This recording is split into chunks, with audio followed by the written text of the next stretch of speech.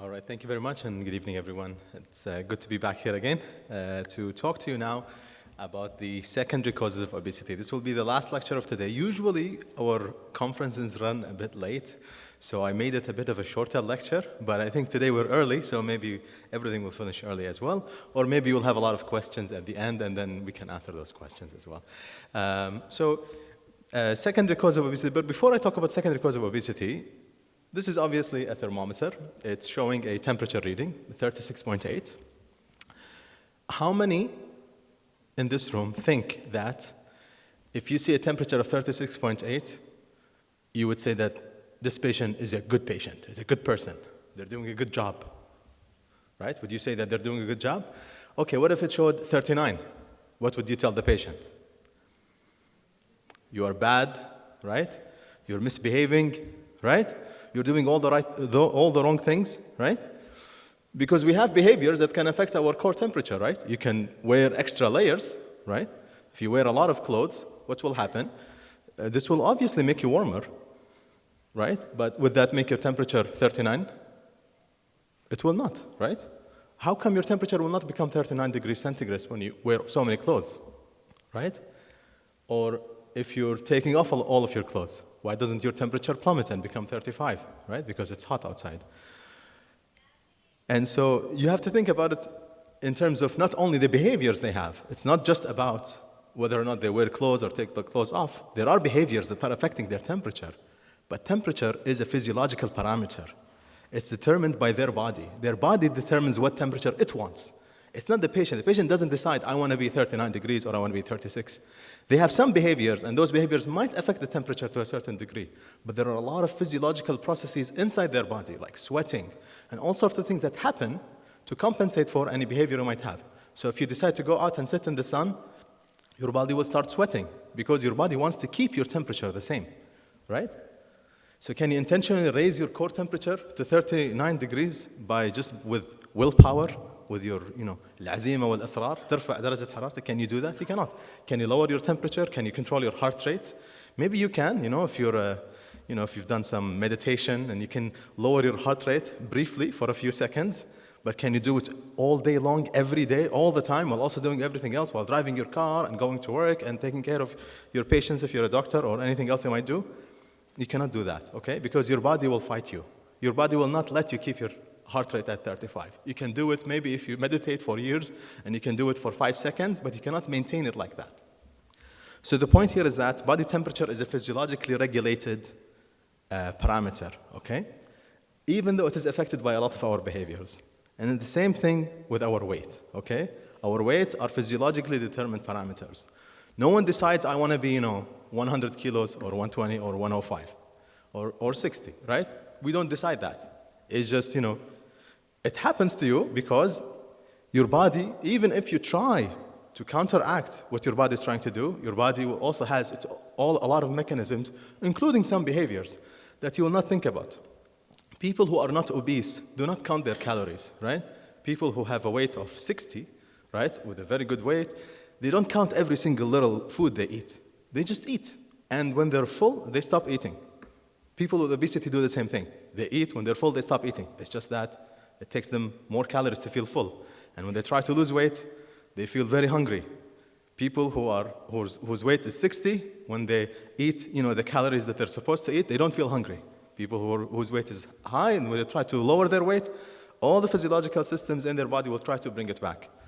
So you have to keep this in mind. And this is important because it changes the way you approach obesity management. This is why we talk a lot about medications, we talk a lot about interventions.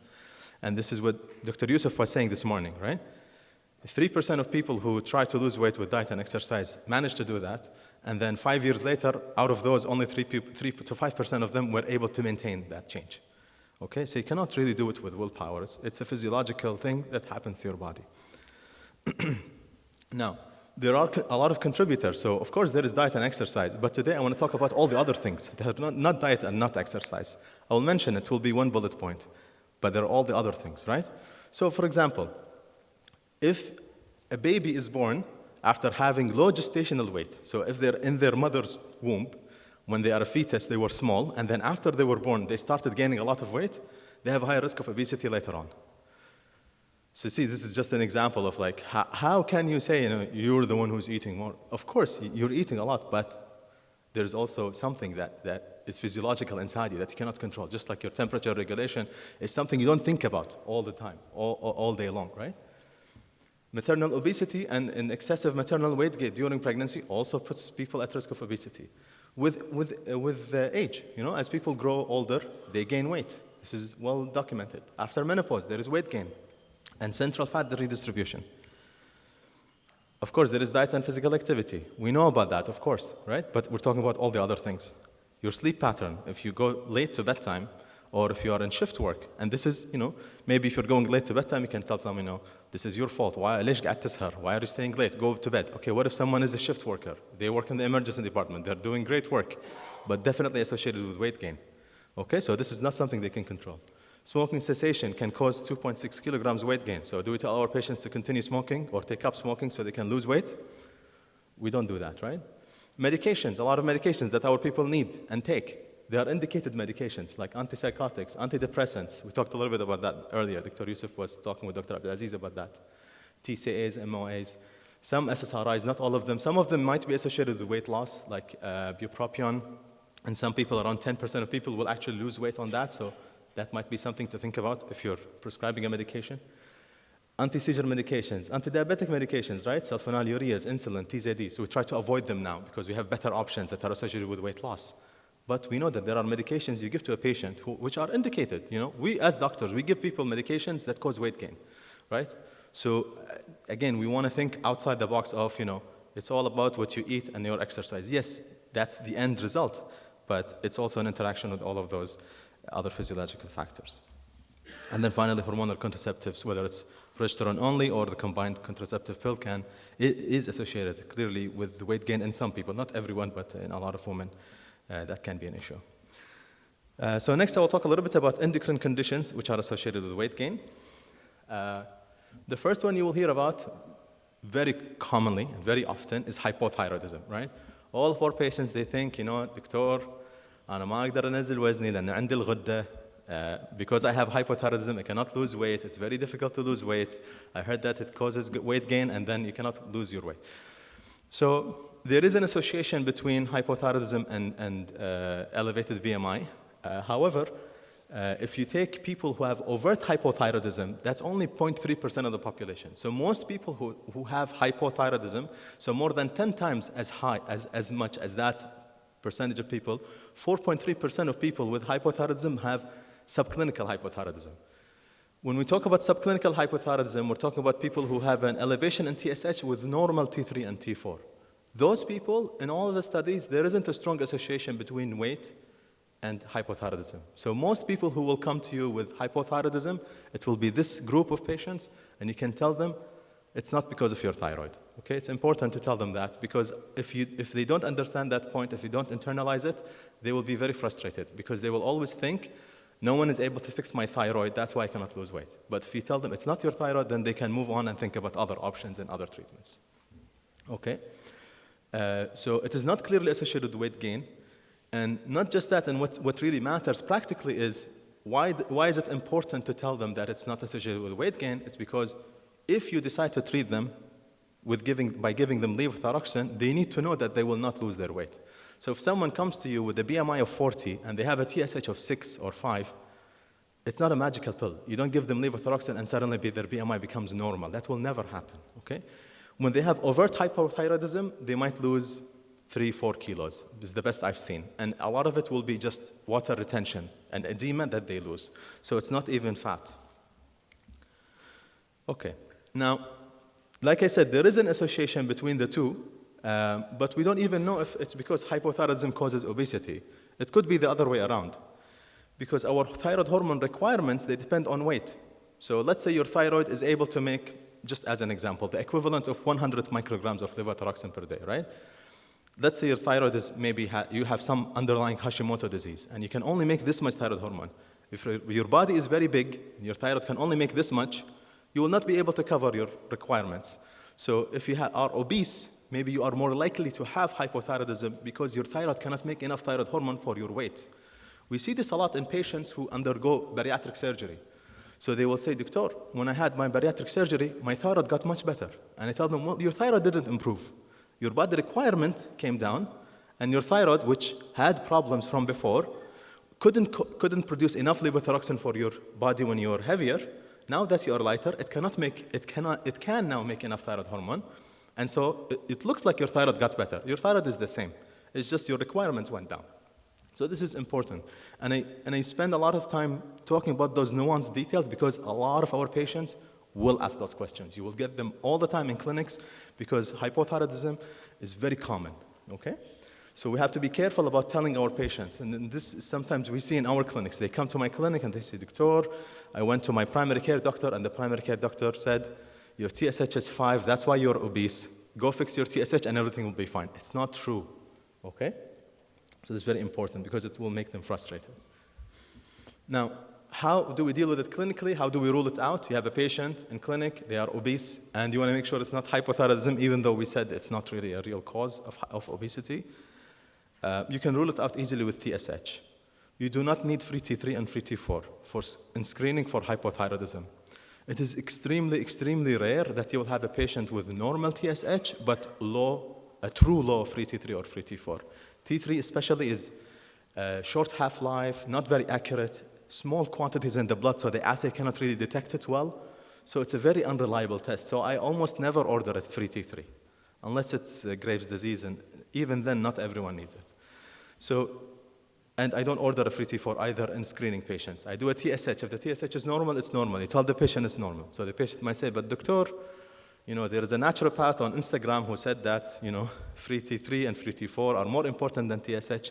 We tell them, unfortunately, this is not true. TSH is a lot more accurate, and your TSH is normal, and try to reassure them. We need to send the right message to patients. Otherwise, they're stuck in the mentality that it's the thyroid. So let's say they do indeed have hypothyroidism, okay? Then how do you treat it? So it depends. If it's subclinical, like we said, so subclinical is patients who have high TSH but normal T3, T4. In those patients, usually we only treat if symptomatic, and the symptoms have to be clear, specific to the thyroid. So fatigue and weight gain are not really specific to thyroid, okay? A lot of people have fatigue, a lot of people have weight gain, and it's usually not the thyroid. Or if the TSH is more than 10, and in some guidelines now they say if the TSH is more than 20. So the most recent British guideline, they say if the TSH is more than 20, treat. But if it's TSH of 14, 15, you don't have to treat. Then it's a discussion with the patient, and you can decide. I still treat when TSH is more than 10. I try to lower it. But if TSH is 4, 5, 6, 7, especially in older individuals, so anyone above 60, TSH up to 7 is considered normal. Okay? So for those people with subclinical hypothyroidism, keeping in mind it will not fix their obesity, you can treat them with levothyroxine 50 to 100 micrograms. That's what I usually do. I usually never give 25 micrograms unless it's a child. But in that case, they would be in pediatric section, not in my clinic. So I never give 25 micrograms of levothyroxine because I don't think it does anything. Then you have the group of patients who have overt hypothyroidism. So this is when you have low T3, T4. And if you see low T3, T4, you should see the TSH being very high. So it should be like 40, 50, 30. If you see TSH of 5 with low T3, T4, something is not right. You need to repeat it and get some advice from a specialist. But you will see TSH very high and T3 and T4 are low. In those cases, you start with levothyroxine according to patient's weight, 1.6 microgram per kilogram. And then finally, of course, you monitor the TSH and you try to target. I try to target a TSH of around 2. So if the TSH is 10 and you give them some levothyroxine, and instead of 10, it becomes 4.1, and reference range is up to 4.2, they might still think, okay, no, I still have symptoms, all of that. So to be sure, I bring the TSH all the way down to 2 or less than 2, and give them a 3-month period to try it, and then I ask them, do you feel better? If they say, I don't feel any difference, then I tell them your symptoms were not because of the thyroid, and if their TSH wasn't very high, I just stopped the levothyroxine. I bring them back and ask them again, do you feel worse when we stopped it? They say, no, no change. When we put me on levothyroxine, no improvement. When you take it off, no worsening. I tell them, khalas, your symptoms not related to thyroid, don't worry about it. We continue to monitor the TSH for development of overt hypothyroidism in the future. But for subclinical hypothyroidism, they don't need treatment. Next, I will talk about Cushing's disease. So Cushing's is a very, very rare disease. So if you start screening everyone for Cushing's, you will get a lot of false positives. So you really want to have some clinical data for that. So not everyone with elevated BMI or obesity has Cushing's. But if you have some of those features, even if you are not 100% sure, if you have some of the features, I think it's reasonable to rule out Cushing's with a simple test that I will tell you about in a second. But if you don't have any of those features, please don't screen everyone for Cushing's disease, okay? So what we're looking for is central obesity, okay? That's something that you can find in Cushing's. Dorsal fat pad, so at the back of the neck. Supraclavicular, so in the old days, they used to call dorsal fat pads, they used to call it buffalo hump. We don't use that term anymore. It's demeaning, it's not nice to say that about patients. So we say dorsal fat pad here, and then supraclavicular fat pads, and then violaceous stria. So the stria have to be wide and broad. So a lot of people have small white stria. This is normal. Those are stretch marks. Normal to have stretch marks.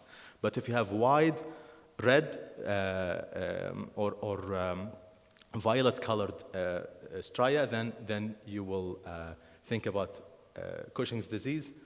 They might have acanthosis, hirsutism, irregular menses in women, and they have thin skin on physical examination. So when you examine them, you pinch the skin here on the top of their hands. You compare it to your own skin. You will see people with Cushing's, it will be paper thin. It will be very thin, very clear, okay? So this is just a picture showing the stria, just so that it's very clear. This is the kind of stria we're talking about. Very bad, a lot of stria, all like this. If you see small white lines, those are not stria, okay? All right. How do we test for Cushing's disease? So I'm going to talk about two tests. There is a third one we don't have in Kuwait, so I'm talking about two tests. The first one is 1 milligram dexamethasone suppression test. What do? You give them 1 milligram of dexamethasone. Each pill of dexamethasone is 0.5 milligram. So usually we'll give them 2 pills. Okay, assuming they are the 0.5 milligram. There are other pills that have different doses. So 2 pills of the 0.5 milligram, you tell them to take them at night at 11 p.m., and then in the morning, when they wake up, they get a serum cortisol level the next morning at 8 a.m. Make sure when you draw the serum cortisol to write on the lab request that this is a dexamethasone suppression test. Otherwise, the lab will freak out and will call the patient. They think the patient has severe adrenal insufficiency and bring them back. What we want to see is a very low cortisol when we do dexamethasone suppression. Less than 50 is negative or normal test. The second test we have is 24-hour urine collection for urinary free cortisol. And you will have a reference range depending on the lab you use. So if it's above reference range, it's positive. If you have one of those positive, you need to do the other one. If both of them are positive, then you have confirmed Cushing's. If only one is positive, then you only have a screening test that's positive. And the third test that you can use is called overnight salivary cortisol, midnight salivary cortisol. So this is something they collect at home, and they keep samples, salivary samples from saliva. They keep them at home for 3 days. They bring them to the lab afterwards. As far as I know, we don't have them in Kuwait, in our medical labs. Some people do saliva tests, but I think that comes out of like complementary and medicine and like not real doctors who are doing that. A lot of naturopaths are doing that sort of thing. All right. Management of Cushing's. So anyone with Cushing's disease needs urgent workup and management. I've seen people die because they had delays, even though they were diagnosed with Cushing's disease. But people think, oh, it's Cushing's. Let's bring the medical students. Let's show them to everyone. Let's send the consultation. Before I send them to the endocrinologist, I want to do a full workup. They're wasting a lot of time. Once you have Cushing's, immediately refer them because they can deteriorate like that, okay? So if they really have Cushing's, extremely rare, okay? Again, it's a very rare disease, but that's the whole point of this talk. So if you delay it, they can have high mortality, so immediately send them to the doctor. So what we're trying to do first is the first step is to see where is the problem. Is it in the pituitary or an ectopic production of ACTH, in which case we'll see very high ACTH levels in the blood, or if it's an adrenal Cushing's or exogenous intake of steroids, in which case we will see low ACTH levels. Okay? And the final condition I want to talk about is hypothalamic obesity. Again, the reason I talk about it is you're not going to see a lot of those patients in general practice. We see them a lot in endocrinology because they happen in pediatrics and then we follow them chronically, even though it's not common, but because we see them all the time. So we always have them in our clinics. And so they do gain a lot of weight, and this happens after craniopharyngioma and its treatments, whether it's with surgery or radiation. And the reason I like to point this condition out is that it's a great example of how obesity is really determined significantly by hormones and even the behavior. So those people with this condition, they have a behavioral problem. They eat a lot because their satiety center is broken. And so again, I want to emphasize the point about willpower and trying to, stop your satiety center from inducing satiety.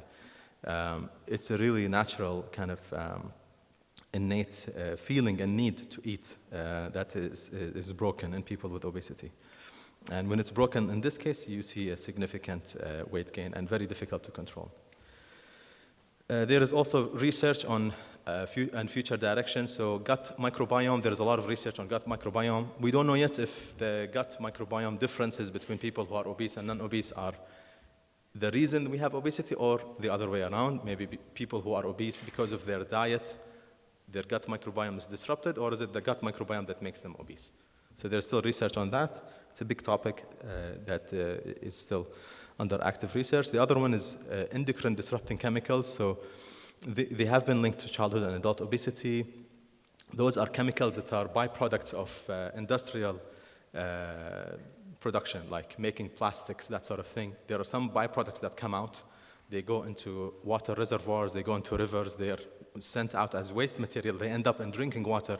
People eat them, people drink them, and they can be affected by them. And there has been a big interest in this area recently, and there are a lot of interest groups trying to research those compounds. So I think, again, there could be something that comes out of these as well. So some people are blaming those chemicals on at least part of the problems we have with obesity in modern society. And that's the end of my talk. I'll stop here and be happy to take questions. Thank you very much.